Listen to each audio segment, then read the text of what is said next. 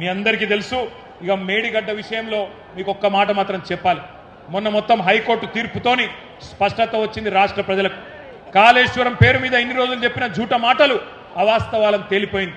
ఇప్పటి నుంచి ఎవడన్నా కాంగ్రెస్ ఓడు 1,00,000 కోట్ల అవినీతి అని మాట్లాడితే ఎడమకాలి చెప్పు తీసుకొని కొట్టాలి. అవినీతి ఎక్కడిదిరా నా కొడకాలి. హైకోర్టు తీర్పిచ్చినాక ఇంకా ఏంది నీ డ్రామా అని నిలదీయాల్సిన బాధ్యత మన మీద ఉన్నది.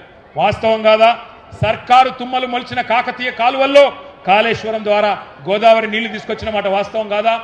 మీ డోర్నకల్లో, మీ పాలకుర్తిలో, ఇంకా కిందికి మీ మహబాద్లో, మీ జిల్లాలలో నీళ్ళు వచ్చిన మాట, కాళేశ్వరం నీళ్ళు వచ్చిన మాట వాస్తవం కాదా అని నేను అడుగుతున్నా. ఆ రోజు మేడిగడ్డను కూడా ఈ సన్నాసులు ఏమో చేసిండ్రు, బాంబులు పెట్టి పేల్చిండ్రు. ఇవాళ చెక్ డ్యాములు వెలుస్తున్నారు. మన హుజూరాబాద్లో మొన్ననే ఒక చెక్ డ్యామ్ పేల్చిండ్రు.